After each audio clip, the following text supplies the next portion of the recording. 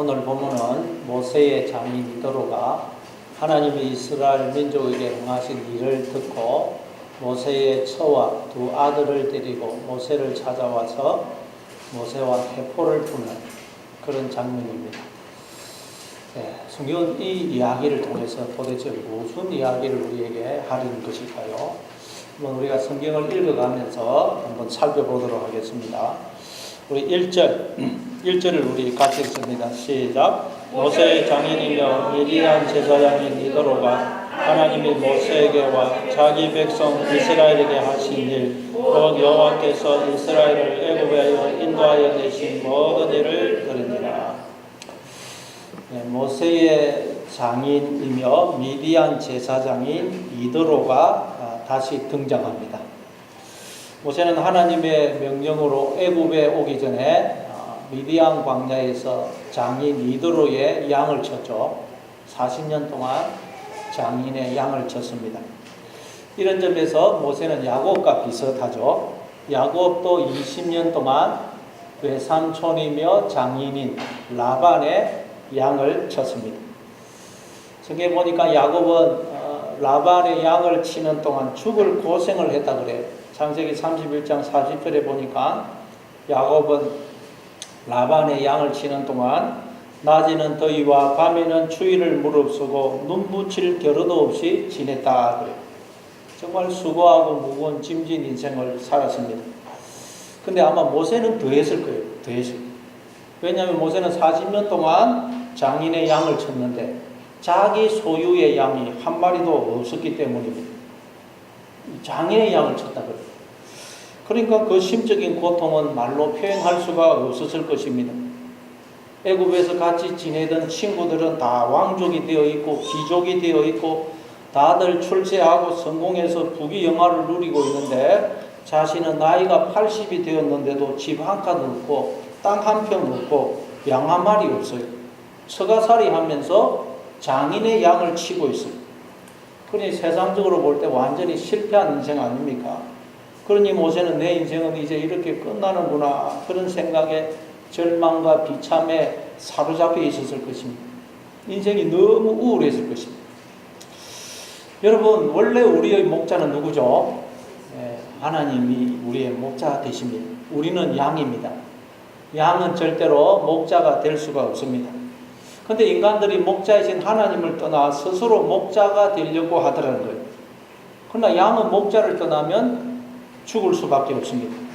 그래서 야곱과 이 모세가 스스로 양을 치느라 죽을 고생을 하는 것입니다. 그러니까 야곱과 모세를 종살이 시켰던 라반과 이도로는 누구를 상징하겠어요? 그럼 누가 우리를 종살이 시킵니까? 죄죠, 죄. 우리가 죄의 종이었다 그러죠. 그 죄라는 게 딴 게 아니고 하나님 자리에 앉아서 스스로 하나님 맹세하려는 우리의 거짓자 육신의 생각, 그 사람을 가리킵니다. 여러분, 우리는 하나님을 떠나 내가 내 인생을 책임지려고 하면 나의 그 거짓자의 종이 되어서 내가 나한테 속아서 내가 나에게 종살이를 하게 되는 것입니다. 누가 종살이 시키는 게 아닌 거예요. 하나님을 떠나면 인간은 자기한테 속아서 자기한테 종살이 하게 돼요. 그래서 수고하고 묵은 짐진 인생을 살게 되는 것입니다. 여러분, 수고하고 묵은 짐진 인생을 살고 계십니까? 하나님이 목자가 되셔서 나의 인생을 부족함 없이 인도하고 계시다는 것을 기억하시므로 여러분의 인생의 그 모든 무거운 짐을 하나님께 다 맡기시기 바랍니다. 베드로전서 5장 7절입니다. 너희 염려를 다 주께 맡기라. 이는 그가 너희를 돌보시기 때문이라. 자, 그리고 그래서 라반, 이도로는 뭘 상징한다고요? 우리의 육, 그 사람, 육신의 생각. 그리고 우리의 육을 펼쳐놓은 게 세상입니다. 세상. 따라서 이 이도로, 라반과 이도로는 우리의 육, 그리고 이 세상에 있는 모든 것들, 모든 사람들을 상징합니다. 그래서 이 장인이라는 말이 호테인인데, 장인이라는 뜻도 있지만 친척, 동족이라는 뜻이 있어요. 호테. 여러분, 로마서 9장에 보니까 사도 바울에게 그치지 않는 고통과 근심이 있었다 그러죠. 그게 무슨 이유 때문이죠? 그치지 않는 고통과 근심이 있다는 거예요. 바로 자기 동족 이스라엘이 복음을 거부하는 것 때문입니다. 로마서 9장 1절입니다. 내가 그리스도 안에서 참말을 하고 거짓말을 아니하노라. 나에게 큰 근심이 있는 것과 마음에 그치지 않는 고통이 있는 것을 내 양심이 성령 안에서 나와 더불어 정언하노니 나의 형제 곧 권력의 친척을 위하여 내 자신이 저주를 받아 그리스도에게서 끊어질지라도 원하는 바로다. 그들은 이스라엘 사람이라. 그들에게는 양자됨과 영광과 언약들과 율법을 세우신 것과 예배와 약속들이 있고 조상들도 그들의 것이요 육신으로 하면 그리스도가 그들에게서 나섰으니 그는 만물리에게서 세상의 찬양을 받으실 하나님이시니라. 아멘. 자, 사도 바울의 동족 이스라엘 백성들은 하나님의 택함을 받은 선민입니다. 그들에게는 양자됨과 영광과 언약들과 예배와 율법과 제사와 성전이 주어져 있습니다. 그리고 성경에 나오는 조상들도 그들의 조상이고 그리스도도 육신으로는 그들에게서 나섰습니다. 그리고 이 세상 모든 사람들이 하나님을 알지 못했을 때 그들만 하나님을 알았고 그들만 하나님을 섬겼어요. 그리고 그들만 오실 메시아를 기다렸어요. 즉 하나님을 기다렸습니다. 그런데 정작 메시아가 오시자 그들이 메시아를 거부하고 십자가에 못 박여 죽여버리더라고요. 그렇게 하나님을 열심히 섬기며 하나님을 기다리던 이스라엘이 정작 하나님이 사람이 되어 그들을 찾아오시자 그 하나님을 못 알아보고 죽여버리더라고요. 복음을 받아들이지 않더라는 거예요. 그래서 그 복음의 하나님에 대해서 전혀 알지 못하고 있던 이방인에게로 넘어가 버리더라고요. 그리고 사도 바울이 복음을 전할 때 사도 바울을 제일 많이 괴롭히고 힘들게 했던 사람이 누굽니까? 동족 이스라엘입니다. 이스라엘. 그러니까 사도 바울로서 이게 너무 이해가 안 되는 거예요. 이해가. 아니 어떻게 이럴 수가 있나? 하나님이 어떻게 일을 이렇게 하시나? 그럼 지금까지 하나님을 섬긴다고 그렇게 고생한 내 동족 이스라엘은 뭐가 되나? 앞으로 내 동족 이스라엘은 영원히 버림을 받는 것인가? 사도 바울이 이게 도무지 이해가 안 되는 거예요. 그러다가 사도 바울이 이게 어떻게 된 것인지를 깨닫게 됩니다. 그게 로마서 9장 6절부터 8절입니다. 그러나 하나님의 말씀이 폐하여진 것 같지 않도다. 이스라엘에게서 난 그들이 다 이스라엘이 아니요 또한 아브라함의 씨가 다 그의 자녀가 아니라 오직 이삭으로부터 난 자라야 내 씨라 불리리라 하셨으니 곧 육신의 자녀가 하나님의 자녀가 아니요 오직 약속의 자녀가 씨로 여기심을 받느니라. 자, 사도 바울이 깨달은 게 뭐냐? 이스라엘이라고 해서 다 이스라엘이 아니더라는 것입니다. 하나님 아브라함의 후손이라고 해서 다 하나님의 자녀가 아니고 오직 이삭의 자녀만 하나님의 자녀더라는 거예요. 다시 말해 육신의 자녀가 하나님의 자녀가 아니고 오직 약속의 자녀만이 하나님의 자녀더라는 거예요. 이게 무슨 말입니까? 설명이 더 어려워요. 설명이. 자, 이게 말씀을 드리자면 그러니까 사도 바울이 깨달은 게 뭐냐? 알고 봤더니 모든 인간들이 다 이스라엘이고 유대인이더라는 것입니다. 다시 말해 알고 봤더니 모든 인간들이 다 하나님의 자녀더라는 거예요. 그렇잖아요. 하나님이 모든 인간을 당신의 영을 부어서 당신의 생명을 부어서 창조하셨잖아요. 그런데 이걸 알지 못하고 하나님을 거부하고 하나님께 나아오지 않는 사람은 하나님의 자녀는 자녀인데 육신의 자녀, 즉 서자라는 거예요. 서자. 그래서 하나님 아버지가 내 아버지인 걸 알지 못하고 아버지를 아버지라 부르지도 못하고 아버지 없는 호화처럼 살고 있더라는 거예요. 그러나 이 사실을 알고 하나님 앞에 아버지하고 나오면 약속의 자녀, 즉 적자가 되어서 하나님의 모든 것을 상속받게 된다는 거예요. 하나님의 모든 것이 내 것이 된다는 거예요. 그래서 이 시간 여러분 다 하나님 앞에 아버지하고 나오심으로 약속의 자녀, 즉 적자가 되시기를 바랍니다. 그럼 하나님의 모든 것이 내 것이 되는 거예요. 자, 그러니까 동족 이스라엘, 민족적 이스라엘이 누구냐? 하나님께서 모든 인간들이 다 이스라엘이고 유대인이라는 것을, 즉 모든 인간들이 다 하나님의 자녀라는 것을 보여주기 위해서 선택하신 자들이라는 거예요. 민족적 이스라엘, 사도 바울의 동족 이스라엘은 이스라엘에게 주어진 모든 것들이 알고 봤더니 사실은 모든 인간들에게 주어져 있는 것들이라는 거예요. 뭐 약속, 율법, 이 모든 것이 사실은 우리에게 모든 인간들에게 주어져 있더라는 거예요. 그래서 여러분 이스라엘 중에도 유대인들 중에도 표면적 유대인이 있고 인면적 유대인이 있다는 거예요. 그들 중에도 서자가 있고 적자가 있다는 거예요. 이처럼 모든 인간들이 하나님의 자녀라는 것을 알려주기 위해서 택하신 자들이 이스라엘 민족적 이스라엘이라는 거예요. 이해가 되십니까? 자, 그러니까 이 말은 뭐냐? 하나님이 하나님의 자녀인 나를 위해서 이 세상을 창조하셨고 나를 위해서 하나님이 모든 사람을 허락을 하셨다는 거예요. 다시 말해서 내 주변의 모든 사람들은 하나님께서 하나님의 자녀인 나의 양육을 위해서 보내신 내 동족 이스라엘이라는 거예요. 내 주변의 모든 사람들이. 그들은 하나님이 나를 위해서 보내신 하나님의 일꾼이고 사자고 천사라는 거예요. 하나님이 그들을 통해서 나를 찾아오신다는 거예요. 그래서 우리는 그들의 수고와 섬김을 통해서 그리고 그들에게서 나오는 하나님의 생명과 복을 먹고 살고 있다는 거예요. 그리고 나도 내 주변의 사람들에게 그런 역할을 하고 있다는 거예요. 즉 나도 내 주변의 사람들에게 말하자면 동족 이스라엘이에요. 이스라엘. 나도 내 남편, 내 아내, 자녀 그리고 내 주변의 사람들을 섬기라고 하나님으로부터 보냄을 받은 하나님의 일꾼이고 사자고 천사고 동족 이스라엘이라는 것입니다. 그래서 우리는 서로가 서로의 섬김과 희생을 통해서 그리고 서로에게서 흘러나오는 하나님의 생명과 복을 먹고 살고 있다는 거예요. 사도 바울이 이걸 깨달았다는 거예요. 이걸. 여러분 이걸 깨닫게 되면 어떻게 되겠어요? 우리는 여기서 비록 모형이지만 천국을 살게 되는 천국을 하나님과 함께하는 영생의 삶을 살게 되는 거예요. 사도 바울이 이걸 깨달은 거예요. 그리고 모세도 이걸 깨달은 거예요. 그래서 모세의 장인의 이름이 뭡니까? 이드로라는 뜻은 남은 자예요. 남은 자. 그래서 사도 바울이 동족 이스라엘의 그 비밀에 대해서 쭉 설명하고 나서 결론적으로 로마서 9장 27절에서 이렇게 이야기를 합니다. 또 이사야가 이스라엘에 관하여 외치되 이스라엘 자손들의 수가 비록 바다의 모래 같을지라도 남은 자만 구원을 받으리. 어떤 자가 구원을 받는다고요? 남은 자만 구원을 받는다. 그럼 또 남은 자는 어떤 사람일까요? 어떤 사람이 남은 자일까요? 그래서 29절에 또 이렇게 설명을 합니다. 또한 이사야가 미리 말한 바 만일 만군의 주께서 우리에게 씨를 남겨두지 아니하셨더라면 우리가 소돔과 같이 되고 또 고모라와 같았으리라 함과 같으니라.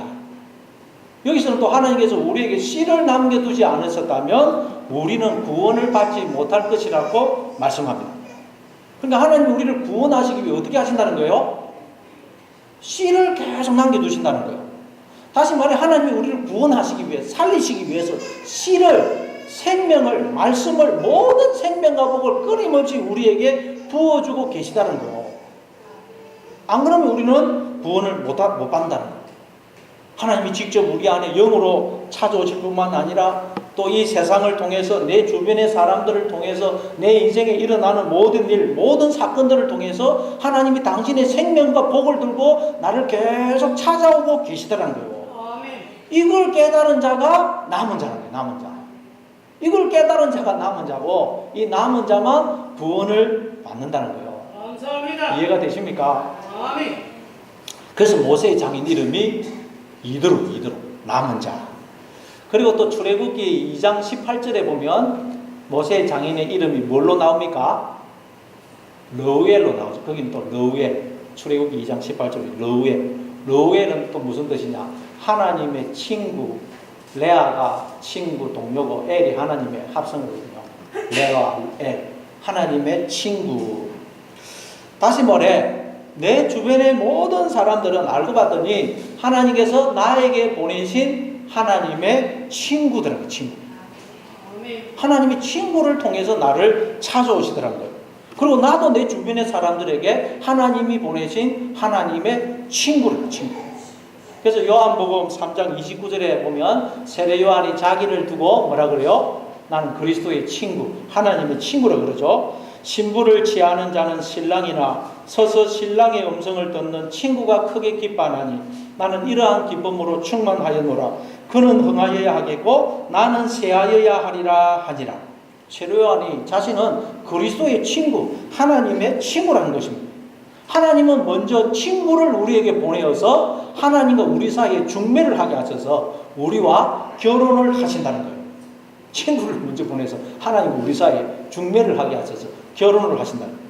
그래서 사도 바울이 고린도후서 11장 2절에서 이렇게 말씀하죠. 내가 하나님의 열심으로 너희를 위하여 열심을 내노니 내가 너희를 정결한 처녀로 한 남편인 그리스도께 드리려고 중매함이로다. 우리는 하나님의 신부이면서 또 하나님과 또 다른 신부들을 중매하도록 보냄을 받은 하나님의 친구라는 친구.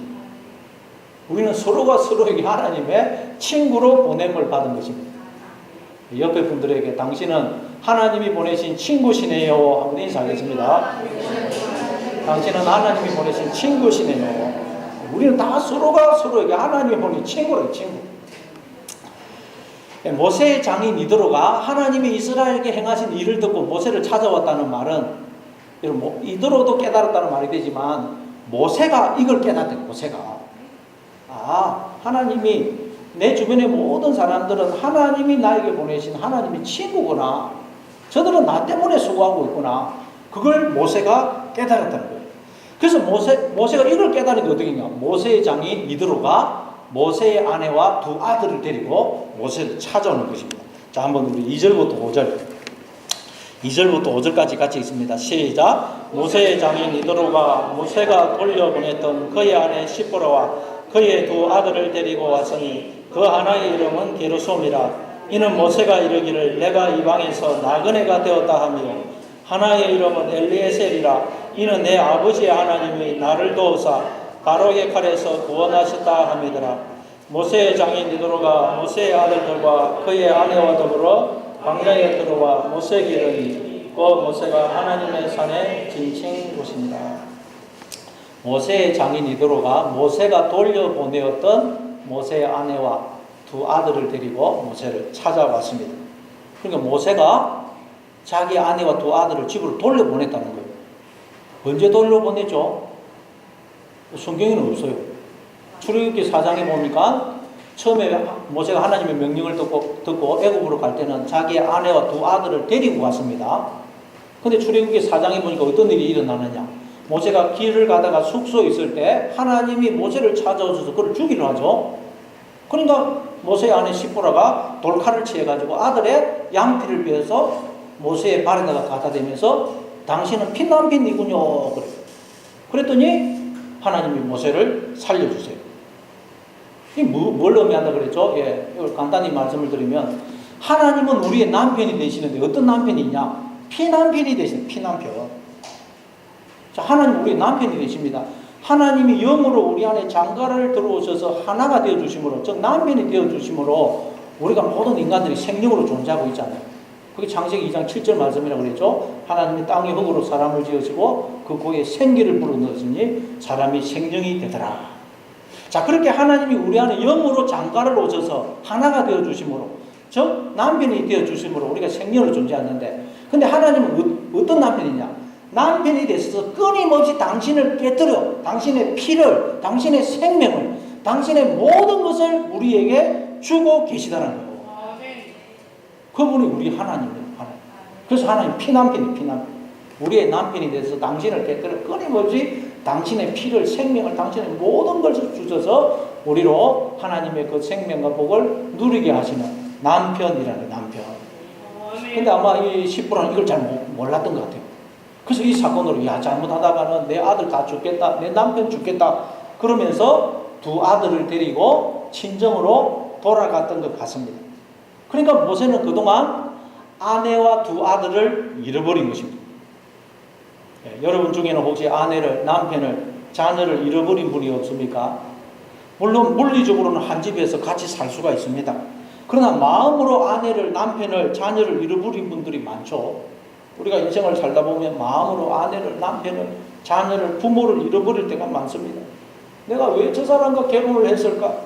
내가 자식을 왜 낳았을까? 그런 생각을 할 때가 많죠.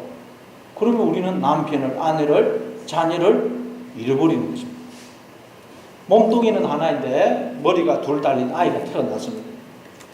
그래서 이 아이가 한 사람이냐 아니면 두 사람이냐. 여러분, 몸뚱이는 하나인데 머리가 둘이면 그게 두 사람입니까? 한 사람입니까? 그래서 알 수가 없어가지고 라비에게 데리고 왔어요. 라비니 몸은 하나이고 머리는 둘인데 이 아이가 두 사람입니까? 아니면 한 사람입니까? 라비가 곰곰이 생각을 해보더니 작대기를 하나 들고 머리 한쪽을 탁 때렸어요.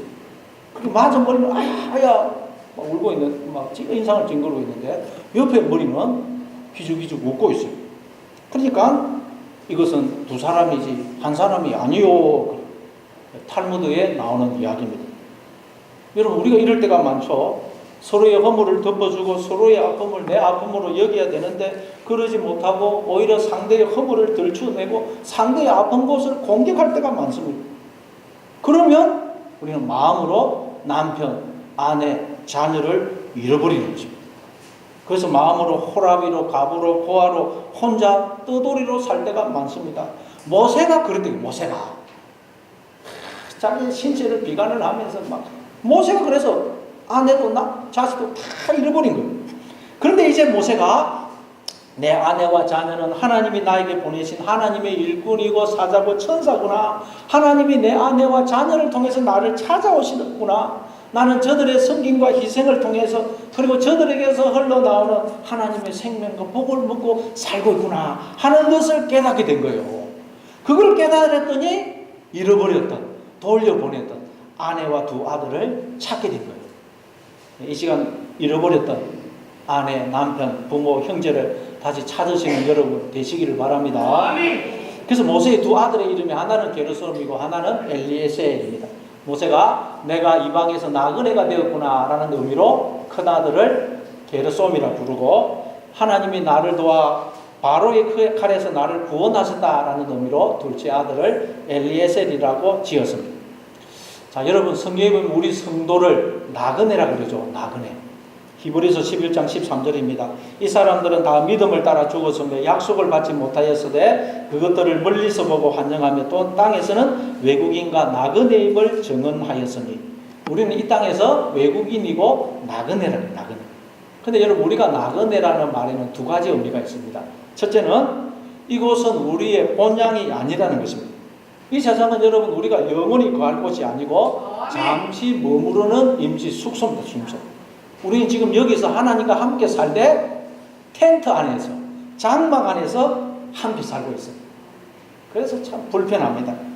그러나 앞으로 우리에게는 하나님과 함께 영원히 거할 영원한 집이 있습니다. 그런 의미에서 우리는 나그네입니다. 나그네. 그리고 또 우리가 나그네라는 말의 두 번째 의미는 우리가 탕자처럼 하나님 아버지를 떠나면, 하나님을 내 마음속에서 몰아내면 우리는 집이 없는 나그네가 된다는 거예요. 왜요? 하나님이 우리의 거할 집이 되어 주시거든요. 하나님이 우리의 거할 처소라 그러잖아요. 그래서 우리가 하나님을 떠나면 우리는 이방 땅에서 집이 없는 떠돌이 나그네, 텐트 생활하는 나그네가 된다는 거예요. 그래서 인생이 너무도 외롭고 고독하고 허무하고 쓸쓸한 거예요. 나그네거든요. 집이 없이 떠돌이 생활하는 거예요. 근데 놀라운 사실은 우리가 하나님을 떠나 나그네가 되면 하나님도 나그네가 되신다는 거예요. 왜냐하면 하나님도 우리를 집으로 삼아 우리 안에 영으로 거하시거든요. 우리가 하나님이 거하시는 성전이죠. 그래서 우리가 하나님을 떠나면 우리만 나그네가 되는 것이 아니고 하나님도 나그네가 되신다는 거예요. 그래서 예수님이 이 땅에 나그네로 오십니다. 나그네.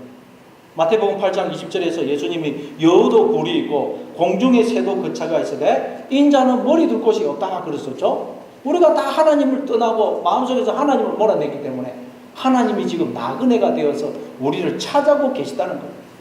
계속 우리의 마음의 문을 두드리고 계시다는 거예요. 그게 요한계시록 3장 20절이죠. 볼지어다 내가 문 밖에 서서 두드리노니 누구든지 내 음성을 듣고 문을 열면 내가 그에게로 들어가 그와 더불어 먹고 그는 나와 더불어 먹으리라. 이 시간 나그네로 오셔서 여러분의 마음의 문을 두드리시는 주님의 음성을 듣고 마음의 문을 여셔서 주님을 영접하시는 여러분 되시기를 바랍니다. 그러면 내가 하나님이 거하시는 성전이 되고 또한 하나님이 우리의 집이 되어 주시는 것입니다. 그러면 우리는 하나님과 함께 결혼하여 이제 이 땅에서 말하자면 신혼생활을 하게 되는 거예요. 그들이 예수님 오른편에 있는 양들입니다. 양들. 그래서 예수님이 마태복음 25장 35절에서 오른쪽에 있는 양들에게 내 아버지께 복받을 자들이여 나와 창세로부터 너희를 위하여 예비된 나라를 상속받으라. 내가 줄일 때에 너희가 먹을 것을 주었고 목마를 때에 마시게 하였고 나그네 되었을 때에 영접하였고 헐벗을 때에 옷을 입혔고 병들었을 때에 돌봤고 옥에 갇혔을 때에 와서 보았느니라.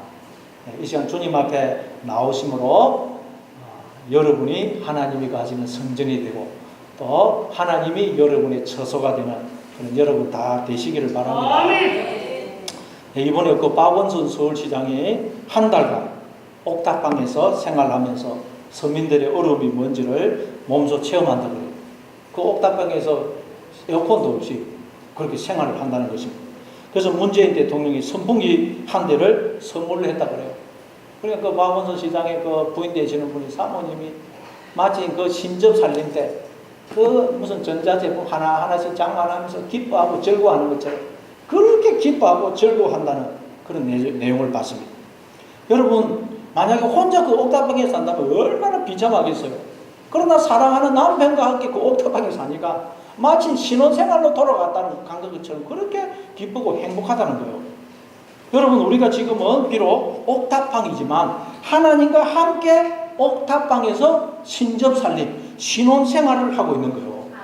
하나님과 함께 살기 때문에 비록 환경이 어렵고 옥탑방이라도 우리는 얼마든지 행복할 수가 있다는 거예요. 우리는 잠시 옥탑방에서 하나님과 함께 살면서 행복은 다른 데 있는 게 아니고 하나님과 함께 할 때 거기에만 행복이 있는 것이구나 하는 것을 우리는 배우고 있는 거예요. 자, 근데 여러분 놀라운 것은 하나님이 이렇게 우리를 나그네로 찾아오시는데 내 주변의 사람들을 통해서 나를 찾아오시더라는 거예요. 내 주변의 사람들을 통해서. 그러니 여러분, 하나님이 남편, 아내, 자녀, 부모, 형제를 통해서 나를 찾아오시는 것이구나 하는 것을 깨달으심으로 여러분 잃어버린 남편, 아내, 자녀, 부모, 형제를 찾으시고 그들을 통해서 나를 찾아오신 하나님과 함께 신혼생활을 하시는 여러분 되시기를 바랍니다.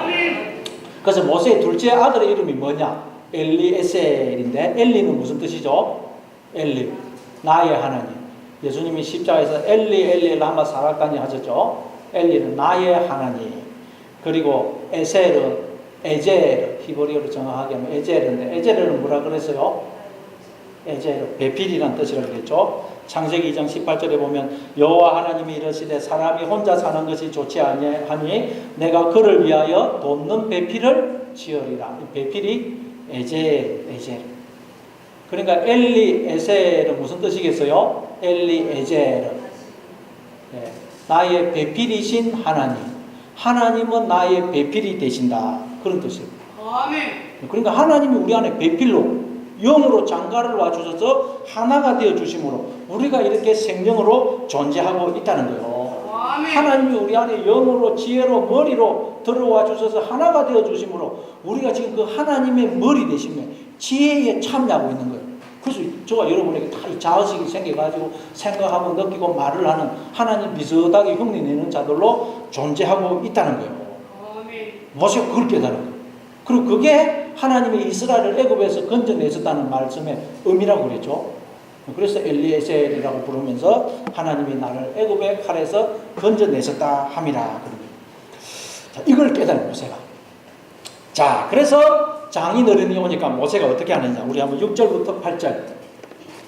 6절부터 8절까지 한번 읽어보겠습니다. 6절부터 8절 시작. 그가 모세에게 말을 전하되 네 장인 나 이도로가 내 아내와 그와 함께한 그의 두 아들과 더불어 내게 왔노라. 모세가 나가서 그의 장인을 맞아 절하고 그에게 맞추고 그들이 서로 문안하고 함께 장막에 들어가서 모세가 여호와께서 이스라엘을 위하여 바로와 애굽 사람에게 행하실 모든 일과 길에서 그들이 당한 모든 고난과 여호와께서 그들을 구원하신 일을 다 그 장인에게 말하며 모세가 장인이 왔다는 말을 듣고 나가서 절을 하고 그에게 입을 맞춥니다. 여러분, 야곱도 형 에서를 만나자 앞에 가서 7번 땅에다가 엎드려 절을 하죠. 그러니까 막 형 에서도 달려와서 야곱을 안고 서로 입을 맞추고 울어요. 그때 야곱이 형 에서에게 내가 형님의 얼굴을 배운 적 하나님의 얼굴을 배우는 것 같습니다. 여러분 우리도 절을 해야 돼요. 절을 서로. 여러분도 가정에서 남편, 아내, 부모, 형제, 자녀에게 절을 하시는 여러분 되시기를 바랍니다. 그 말은 하나님이 저 사람을 통해서 지금 나를 찾아오고 계시구나. 그렇게 생각하고 그를 하나님 대하듯 대하라는 거예요. 야곱이 형 에서를 그렇게 대한 거예요. 그랬더니 형 에서와의 모든 문제가 해결이 되더라는 거예요. 여러분의 모든 문제, 사람과의 관계의 모든 문제는 하나님이 저 사람을 통해서 나를 찾아오시구나. 그렇게 알고 그 사람을 하나님 대하듯 대하며 모든 문제가 해결이 된다는 거예요. 사실 여러분 모든 사람은 하나님의 자녀고 하나님이 그 속에 영으로 거하시고 계시잖아요. 모든 사람을 통해서 하나님이 나를 찾아오시는 거예요. 그러니까 여러분 우리는 외적인 것을 가지고 사람을 판단하고 정죄하고 무시하고 업신여기면 안 된다는 거예요. 그건 하나님을 정죄하고 판단하고 무시하는 거예요. 그래서 이 모세가 장인이 오니까 절을. 그리고 서로 또 입을 맞추죠. 입을 맞춰요. 로마서 16장 16절입니다. 너희가 거룩하게 입맞춤으로 서로 문안하라. 우리는 서로 거룩한 입맞춤으로 문안을 해야 돼요. 문안. 그 말은 우리는 내 가족, 내 주변의 사람들을 볼 때 저 사람은 하나님이 나에게 보내신 하나님의 일꾼이고 사자고 천사구나. 하나님이 저 사람을 통해서 나를 찾아오셨구나. 저 사람은 하나님의 사자로서 나 때문에 저렇게 수고하고 고생을 하고 있구나. 나는 저 사람의 수고와 희생을 통해서 그리고 저 사람에게서 흘러나오는 하나님의 생명과 복을 먹고 살고 있구나. 내가 저 사람을 만난 것은 정말 행운이고 복이구나. 그렇게 고마워하고 감사하는 거예요. 그게 서로 거룩한 입맞춤으로 문안하는 거예요. 내가 그때 눈이 비었지. 그러면 안 된다는 거고. 그러면 남편, 아내, 자녀를 잃어버리고 나그네가 되고 외톨이가 된다는 거예요. 외톨이. 미국의 경우 20년간 부부 생활을 한 사람에게 다시 태어나도 지금의 남편과 혹은 아내와 결혼을 하겠느냐 물었더니 몇 %가 그러겠다고 대답을 했을까요? 4%. 100명 중에 4명만 다시 태어나도 지금의 남편, 아내와 결혼을 하겠다고 그래요. 96%는 안 하겠다는 거예요. 한국에서도 똑같은 질문을 했는데 75%가 아니요 라고 대답을 했고 20%는 좀 더 생각을 해보겠다고 그랬고 5%만 다시 태어나도 지금의 아내, 남편과 결혼을 하겠다고 답을 했다고 그래요. 그러니까 한국이나 미국이나 다 비슷해요. 4% 또는 5% 정도만 다시 태어나도 지금의 남편과 아내와 결혼을 하겠다는 거예요. 여러분은 어떻습니까? 다시 태어나도 지금의 남편과 아내와 결혼을 하시겠습니까? 그래야 됩니다. 여러분 혹시 아내가 그렇게 물으면 나는 당신을 만나 너무 행복합니다. 내가 당신을 만난 것은 행운입니다. 나는 다시 태어날 수 있으면 또 당신과 결혼해서 그때는 정말 당신을 더 행복하게 해주고 싶소. 이렇게 말을 해야 된다. 이렇게 말이라도 그렇게 하세요. 아니 그게 사실이라는 거예요. 성경은 그게 사실이라는 거예요. 반대로 여자분들은 남편분들을 인정을 해주시기 바랍니다. 왜냐하면 남자들은 이 인정받기를 줘요. 인정받기. 그래서 애들도 여러분 남자애들을 보면 인정해주면 얼마나 좋아하는지 몰라요. 그냥 머리를 베개다가 싹 박아가지고 엄청 아픈데도 이야 너 박치기 잘하네 기밀 같다 그러면 아픈데도 막 들어박죠. 남자들에게 속성입니다. 남자들은 아내에게서만큼만 인정을 받고 싶습니다. 그러니까 여러분 아내분들은 남편에게 당신 참 훌륭해요. 정말 믿음직스러워요. 멋있어요. 당신 댁에 내가 얼마나 행복한지 당신은 모를 거예요. 난 다시 태어나도 당신하고 결혼할 거예요. 이렇게 말해보세요. 그러면 남편은 기분이 좋아가지고 있는 힘을 다해서 그렇게 되려고 노력을 할 것입니다. 그리고 노력하다 보면 그렇게 되지 않겠어요? 이게 여러분 서로 거룩한 입맞춤으로 무난하는 말씀의 의미입니다. 자, 그리고 9절부터 우리 한번 12절까지 한번 읽어보겠어요. 9절부터 12절. 9절부터 12절까지 같이 읽습니다. 시작. 이도로가 여호와께서 이스라엘에게 큰 은혜를 베푸사 애굽 사람의 손에서 구원하심을 기뻐하여 이도로가 이르되 여호와를 찬송하리로다. 너희를 애굽 사람의 손에서와 바로의 손에서 건져내시고 백성을 애굽 사람의 손 아래에서 건지셨도다. 이제 내가 알았도다. 여호와는 모든 신보다 크심으로 이스라엘에게 교만하게 행하는 그들을 이기셨도다 하고 모세의 장인 이도로가 번제물과 희생 제물들을 하나님께 가져오매 아론과 이스라엘 모든 장로가 와서 모세의 장인과 함께 하나님 앞에서 떡을 먹는다. 모세의 이야기를 다 들은 장인 이도로가 기뻐하면서 이제 내가 알았도다. 여호와는 모든 신보다 크심으로 이스라엘에게 교만하게 행하는 그들을 이기셨도다. 그러면서 하나님께 영광을 돌립니다. 이도로가 하나님이 어떤 분이신지를 알았어요. 그러면 하나님을 아는 것이 영생이라 그러죠. 우리도 이도로가 안 걸 알아야 돼요. 근데 이도로가 뭐라 그래요? 여호와는 모든 신보다 크다 그래요. 여호와는 모든 신보다 크다. 야, 뭔가 표현이 이상해요. 우리 생각에는 여호와만 진짜 신이시고 다른 모든 신은 가짜다. 다른 신은 없다. 오직 하나님만 신이시다. 이래야 맞을 것 같아요. 그런데 모든 신보다, 하나님은 모든 신보다 크다 그래요. 그러면 인간들도 얼마나 많은 인간들이 있어요. 그 인간들 중에 어떤 사람은 힘이 세고 뭐 더 머리가 좋고 뭐 이런 인간이 있듯이 신들도 많은 신들이 있는데 그 중에서 하나님이 다른 신들보다 힘이 세시고 능력이 많으시다 이런 뜻일까요? 얼핏 보면 그렇게 보여요. 자, 여러분, 여호와는 모든 신보다 크다 그러죠. 크다. 그러니까 하나님은 어떤 분이라는 말이에요? 큰 자는 큰 자. 그리고 그러면 다른 모든 신들은 누구를 가리키겠어요? 우리를 가리켜요. 우리. 모든 인간들이 다 여러분 하나님 자리에 앉아서 하나님 행세를 하고 있어요. 근데 우리가 어떻게 해서 하나님 행세를 하고 있다고요? 큰 자이신 하나님이 작은 자인 우리를 섬겨주시기 때문이라는 거예요. 그게 하나님 나라의 존재 방식이라는 거예요. 큰 자가 작은 자를 섬기는 거예요. 자, 창세기 25장에 보니까 이삭의 아내 리브가가 쌍둥이를 임신했어요. 쌍둥이. 근데 쌍둥이가 하루 이 배에서 서로 싸워요. 막 배가 그래서 너무 아파요.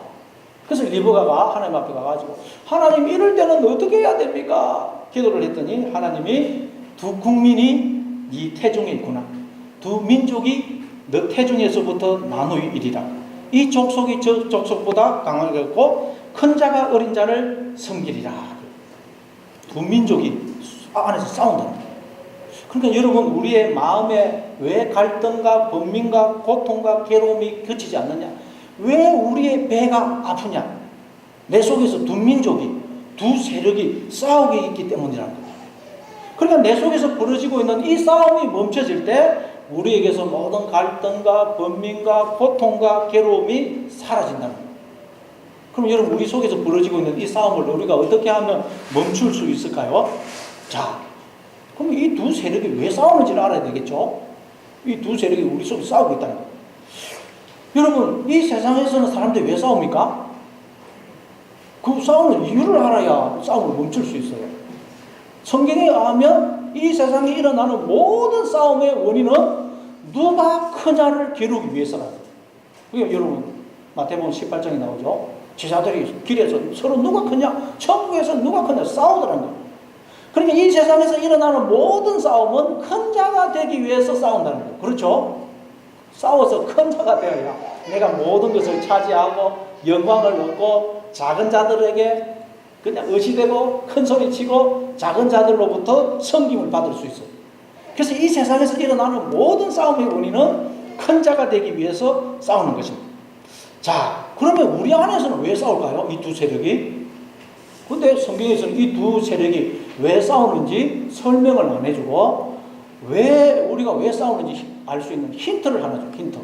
자, 우리 안에서 싸우고 있는 이 두 세력이 하나는 큰 자고 하나는 작은 자라는 거예요. 근데 큰 자는 작은 자를 섬긴다는 거예요. 그러면 여러분 싸움이 일어나겠습니까? 안 일어나겠습니까? 물론 서로 큰 자가 되기 위해서 싸우고 있는데 우리 안에 있는 두 세력은 하나는 큰 자고 하나는 작은 자인데 이 큰 자는 자기를 낮추어서 작은 자를 섬기고 있다는 거예요. 그러면 우리 생각에 싸움이 안 일어나야 돼요. 그런데도 싸움이 일어나고 있다는 말은 무슨 뜻이겠어요? 작은 자가 큰 자의 섬김을 받으려 하지 않고 스스로 큰 자가 되려고 큰 자의 섬김을 뿌리치기 때문에 싸움이 일어나고 있어요. 싸움이. 큰 자는 누구라고요? 하나님. 작은 자는 우리는 큰 자이신 하나님의 섬김을 받아야만 존재할 수가 있어요. 근데 인간들이 하나님을 떠나서 스스로 하나님이 되려고 하나님의 섬김을 거부하고 도망간다는 거예요. 그러다 우리가 하나님을 떠나면 죽을 수밖에 없어요. 그래서 하나님은 우리한테 두들겨 맞으면서 계속 작은 자가 되어서 종이 되어서 우리를 찾아서 섬겨주시고 계속 모든 생명과 복을 주신다는 거예요. 그런데 작은 자인 우리가 그 하나님의 섬김을 거부하기 때문에 우리 안에서 싸움이 벌어지고 있다는 거예요. 그러나 우리는 그 섬김을 거부하면 죽어요. 그러니까 여러분, 어떻게 하면 우리 안에서 벌어지고 있는 이 싸움을 멈출 수가 있겠어요? 우리는 큰 자이신 하나님의 섬김을 받지 않으면 나는 존재할 수 없다. 나는 작은 자다 하는 것을 인정하고 큰 자이신 하나님의 섬김을 받아들이면 싸움이 멈추는 거예요. 이해가 되십니까? 이 세상은 큰 자가 여러분 섬김을 받는 곳이에요. 작은 자가 큰 자를 섬기는 곳입니다. 그러나 하나님 나라는 그렇지 않다는 거예요. 큰 자이신 하나님이 작은 자인 우리를 섬겨주시는 거예요. 그래서 큰 자이신 하나님이 종이 되어 우리를 섬겨주시고 끊임없이 당신의 생명과 복을 주심으로 우리가 하나님의 생명과 복을 누리며 사는 것이 하나님 나라고, 지금도 그렇게 해서 비록 우리가 육적 생명이지만 이렇게 생명과 복을 누리며 살고 있다는 거예요. 그걸 예수님이 오셔서 알려주신 거예요.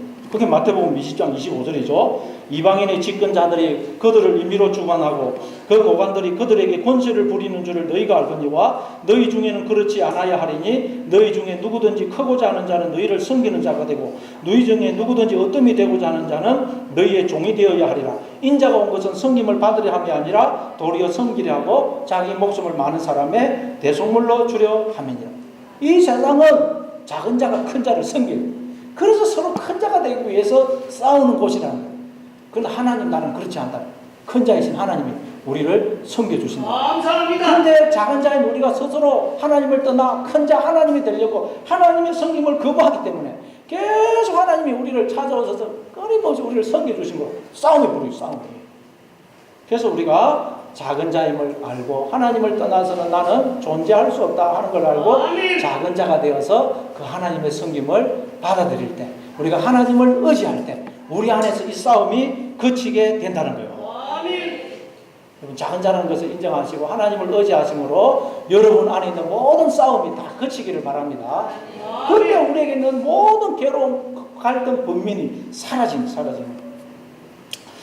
모세가 이걸 이더로가 이걸 깨닫던 하나님은 모든 신보다 크심으로 이스라엘에게 교만하게 행하는 그들을 이기셨다는 말은 하나님은 우리를 섬겨주셔서 계속 생명과 복을 주셔서 우리가 이렇게 생명과 복을 누리며 살고 있다는 걸 이더로가 깨달았고 모세가 깨달았다는 거예요. 그랬더니 모세와 이스라엘의 모든 장로가 또 이더로와 함께 하나님 앞에서 먹고 마시는 그런 천국의 삶을 살게 되죠. 그러니 여러분도 가정에서 약한 남편, 약한 아내, 약한 아빠, 약한 엄마가 되시기를 바랍니다. 약한 자가 되어야 돼요. 그리고 서로가 서로를 하나님의 천사요, 하나님이 저 사람을 통해서 나를 찾아오셨구나 하고 서로를 하나님 대하심으로 이 땅에서 하나님과 함께 먹고 마시는 천국의 삶, 낙원을 사시는 여러분의 인생이 다 되시를 바랍니다.